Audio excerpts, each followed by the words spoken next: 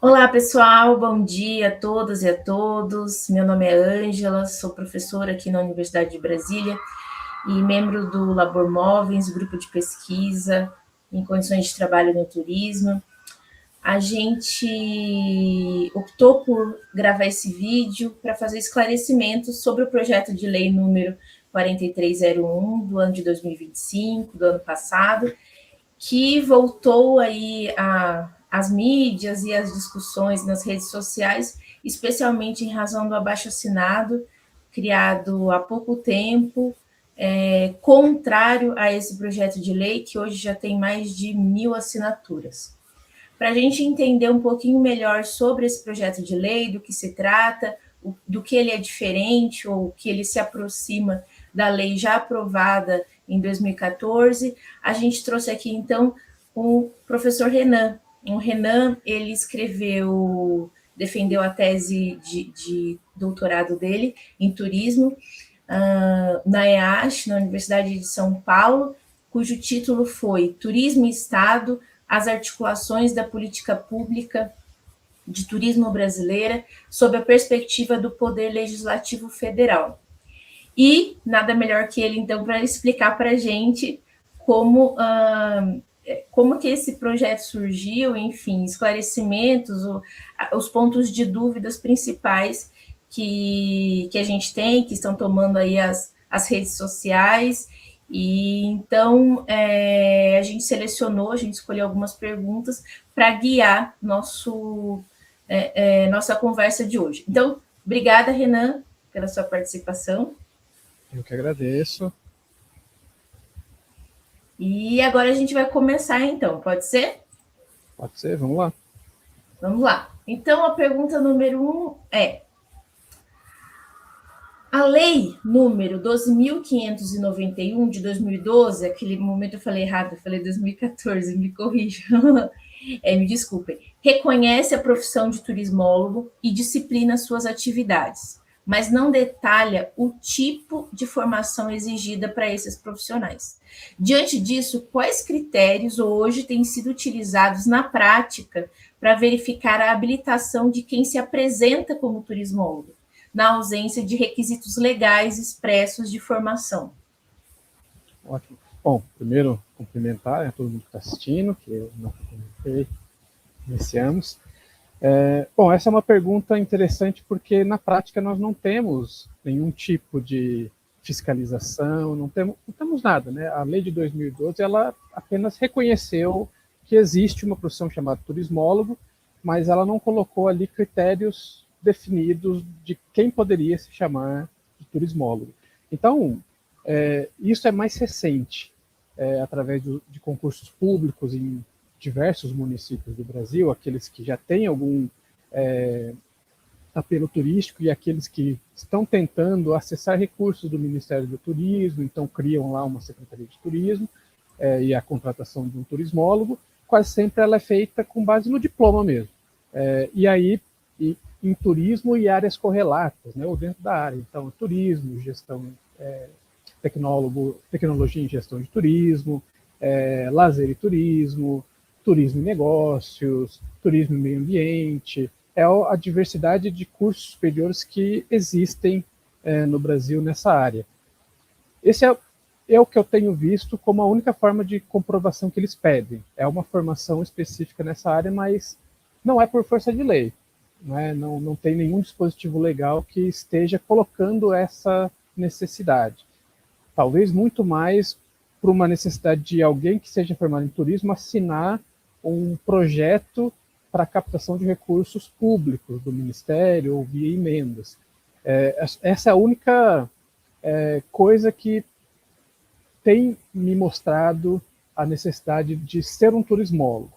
Né? Mas também tem muitas prefeituras que não têm um turismólogo e ainda assim conseguem captar recursos. Então, é mais uma prática que vem crescendo, mas que também não é universal aí no Brasil. Né? E a nossa, então, entendi, muito obrigada. Nossa segunda pergunta é: o texto do projeto de lei 4.301 de 2025 cria a figura do turismólogo provisionado, que tem gerado muita polêmica, né?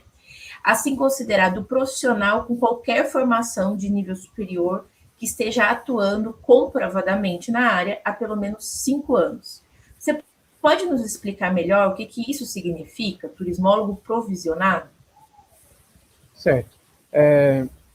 Turismólogo provisionado nessa lei é alguém que exerça a profissão de turismólogo ou se reconheça como turismólogo nos 5 anos anteriores à promulgação da lei. Quer dizer, esse projeto de lei ele tem 2 momentos. Ele tem ali as formações necessárias para ser considerado turismólogo e cria essa terceira do turismólogo provisionado e um segundo artigo que diz que esse turismólogo provisionado vai ser reconhecido, né, tendo por base a data de promulgação da lei. Então, se esse PL se transformar em uma norma jurídica e realmente alterar a lei lá de 2012, seja esse ano, seja ano que vem, seja em 2030, quando for, os 5 anos anteriores, quem trabalhava com turismo e tem formação superior, se bem que nem diz também, né? O PL não diz que precisa ter formação superior, só diz que tem que ter experiência comprovada na área nos 5 anos antes, né? E aí, para ele ser considerado turismólogo, ou turismólogo provisionado, ele teria que passar por uma série de cursos de formação, né? Seja em licenciatura, seja em técnicas, enfim, em qualquer uma das especificidades que o curso de turismo prepara as pessoas. Então, ele seria uma espécie de regra de transição, né? A lei deixa ali os 5 anos anteriores. Caso alguém exerça a profissão de turismólogo sem ter a formação superior, nesse período ela poderia tentar comprovar que ela tem o mesmo nível de conhecimento que alguém formado na área. Só que a contenda aí é que, pelo menos eu desconheço quem trabalhe em algum lugar que não tenha feito curso de turismo, gestão em turismo, bacharel, licenciatura, que se reconheça como turismólogo, né? Essa é uma profissão bastante ligada à formação superior. É diferente de advogados no passado, né? Que antes de um curso superior de direito, existiam lá os rábulas, né? Aquelas pessoas que praticavam o exercício de advocacia sem ser formadas, ou enfermeiras, ou dentistas. O turismólogo ele não é uma prática profissional tão extensa assim para quem não é formado, né? Então, esse cargo de turismólogo provisionado visa, então, absorver quem trabalha na área e que tem experiência nisso, não excluindo ninguém, né? Só que quem trabalha na área e tem experiência e se considera turismólogo, eu acho que é uma figura desnecessária no PL, né? Nesse projeto de lei. Porque imagina aí alguém que trabalha com eventos, e trabalha 10, 15 anos com eventos. Essa pessoa provavelmente ela não se considera turismólogo, ela se considera uma profissional de eventos. Mesma coisa numa operadora de turismo. Alguém que trabalha há 10, 15, 20 anos numa operadora de turismo sem ter a formação superior no turismo. Ela provavelmente não se considera turismóloga e assim por diante, né? Pela diversidade de áreas que o turismo abrange. Então, o PL cria uma figura que está gerando um ruído, né? Então, nós temos um lado que é contrário a essa figura e um outro lado que dá pouca importância a essa figura, mas é uma nomenclatura que pode gerar confusão se a lei vier a ser aprovada algum dia, né? Muito bem, obrigada. A Lei 12.591 de 2012, ela não criou um conselho profissional específico para os turismólogos, diferentemente de outras profissões regulamentadas. Como você já explicou anteriormente, foi uma lei que apenas reconheceu a profissão. Com a eventual aprovação do PL, haveria alguma regulamentação específica, inclusive prevendo a criação de conselho profissional? Você acredita que haveria viabilidade técnica para isso, para ter um conselho profissional a partir dessa lei? Bom, a lei 12.000, eu esqueci o número dela, mas é a lá de 2012, a do reconhecimento, ela tinha, enquanto ela era projeto de lei, ela tinha os requisitos lá de formação e a necessidade de criação de um conselho.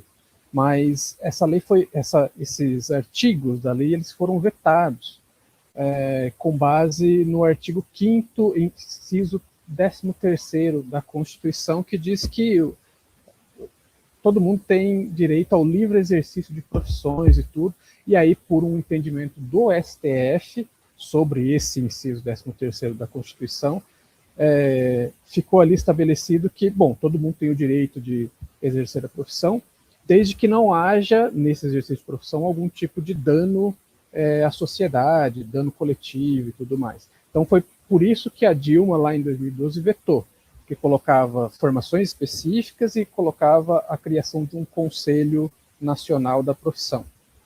Então, ela vetou dizendo que, bom, para ser turismólogo, ser ou não turismólogo não causa um dano à sociedade. Então, ela vetou, e esse é um veto constitucional, eu diria. Né? Então, essa é uma razão da Constituição.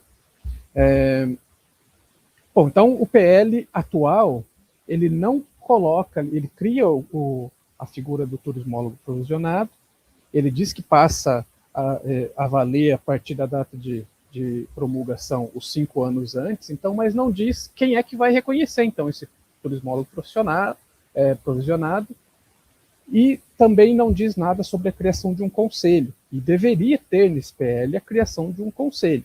Né?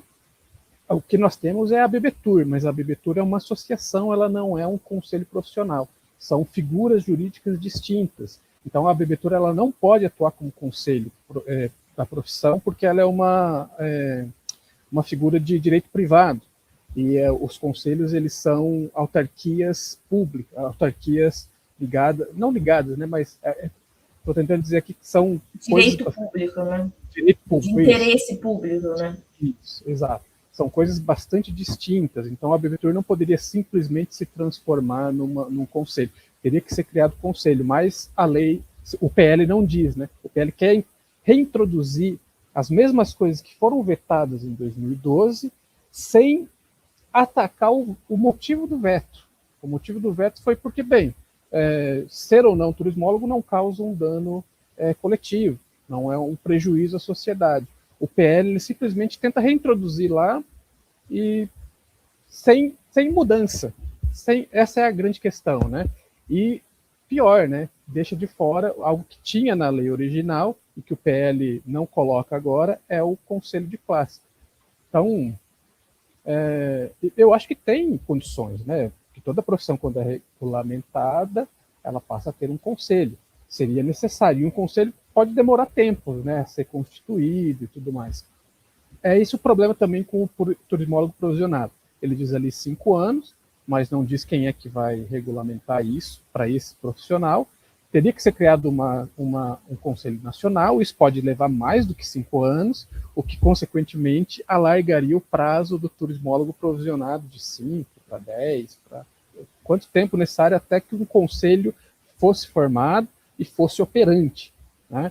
Isso não é de um ano para outro, isso leva bastante tempo, então a figura do turismólogo provisionado ela pode acabar virando um reconhecimento meio que muito mais extenso do que o PL coloca, né?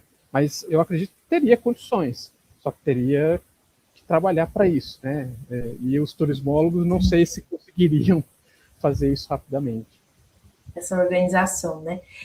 A nossa pergunta 4 foi parcialmente já respondida, né, por conta do veto, mas eu vou fazê-la novamente para, se você quiser complementar a sua resposta anterior. Considerando que o fundamento dos vetos aos artigos da Lei 2.591 de 2012 foi justamente a ausência de demonstração de risco ou dano à sociedade que justificasse restringir o acesso à profissão de turismólogo, de que forma o PL atual de 2025 supera essa objeção constitucional? Ou seja, quais evidências ou argumentos ele apresenta para demonstrar que a exigência de formação específica se justifica pela proteção do interesse público ou da sociedade? Não justifica, né? O PL não traz nada sobre isso, nem no seu processo de tramitação, que ele se originou na Câmara dos Deputados lá em 2015, um pouco depois da promulgação, então, da lei de 2012. Né? E ele ficou parado por muito tempo, por anos. De 2015 ele não aconteceu nada até 2019, que foi quando a Érica Cocai, a relatora do projeto, e que é a autora desse substitutivo, que é o que está acontecendo agora, só em 2019, e de 2019 ele ficou em tramitação, hora arquivo, hora desarquivo e tudo mais, até 2023. 2023 retomou-se o processo e ele foi aprovado pelas câmaras pelas câmaras internas Comissões, né? Pelas comissões internas da Câmara dos Deputados em 2025. Só que em nenhum momento, mesmo o projeto inicial, mesmo os substitutivos, as emendas ao texto, o relatório da relatora Érica Cocai, em nenhum momento eles se debruçam sobre o porquê isso foi vetado. Não há menção nenhuma ao veto inicial. Por que isso saiu da lei? E saiu da lei por causa da Constituição. Então o PL, o projeto de lei, né, não diz nada sobre isso, tentando provar, de alguma forma, que a falta de uma regulamentação da profissão causa um prejuízo coletivo ou social.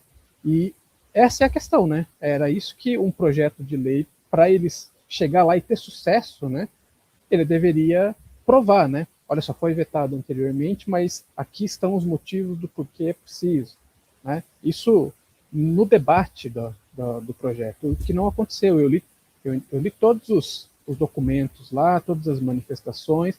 Há, sim, muita boa vontade, né, por parte da relatora, porque ela acolheu vários projetos que tinham o mesmo intuito, né, que lá na Câmara, lá no Congresso, chama de apensar, né? Apensou-se vários projetos nesse debate, mas nenhum deles atacava o motivo do veto inicial.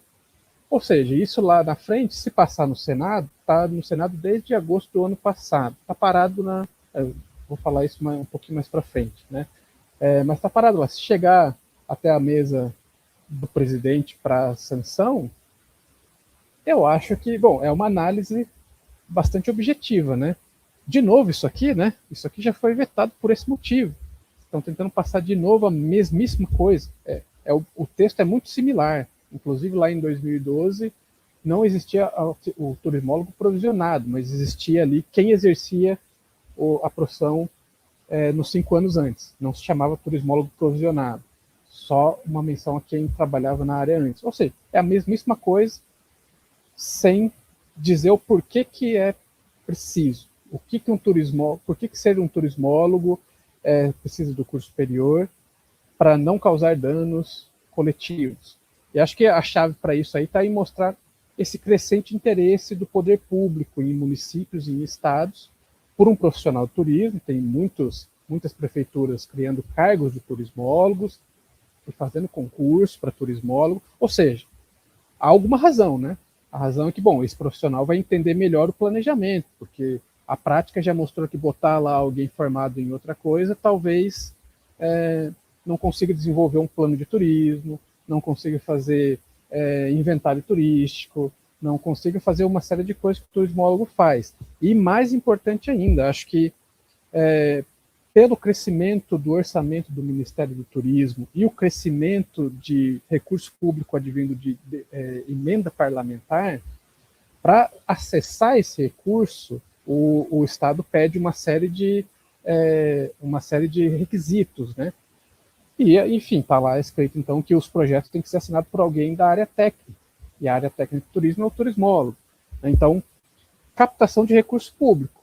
A gente sabe o problema das emendas parlamentares nos últimos tempos, com desvio de verbo, com recurso aplicado de forma incorreta. Então, acho que a chave para enfrentar esse veto está em justamente colocar que o turismólogo, a partir de uma profissão regulamentada com um conselho de ética, ele deveria responder por requisitos éticos para, ou seja, não contribuir ali com aquele paroquialismo de muitos municípios, que coloca alguém lá para assinar um projeto de uma coisa que não vai ser cumprida, ou seja, desvio de verba pública, né?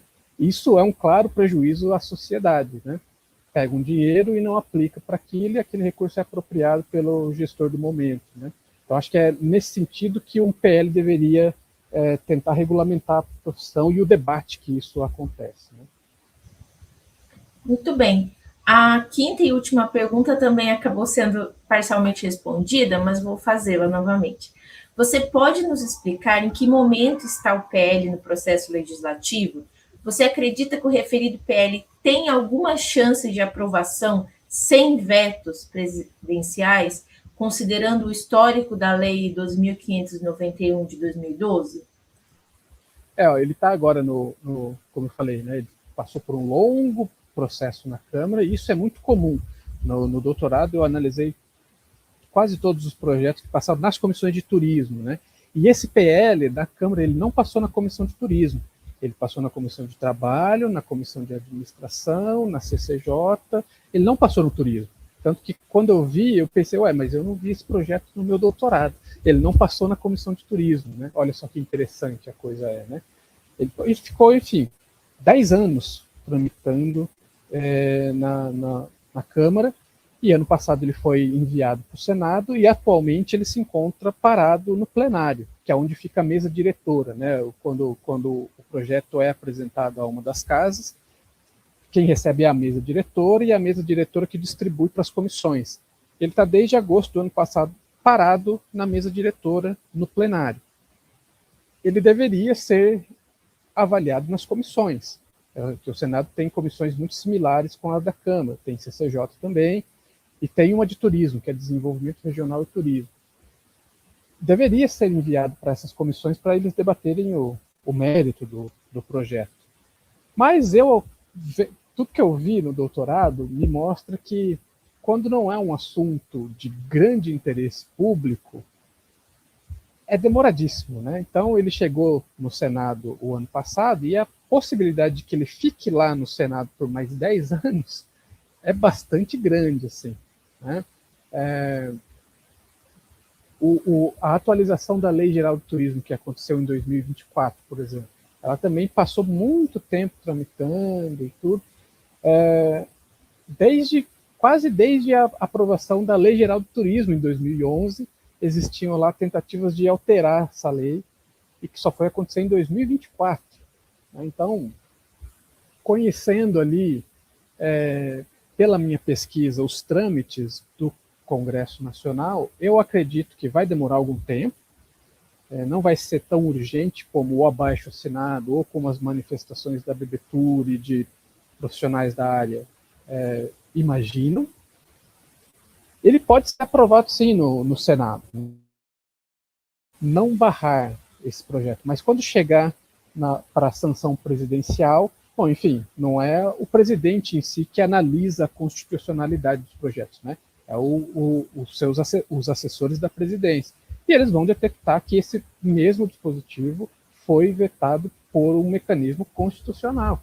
E não há nada no novo texto que enfrente esse veto. Então, a chance de ser um PL que vai dar em nada, como acontece em muitos casos, é muito grande, né?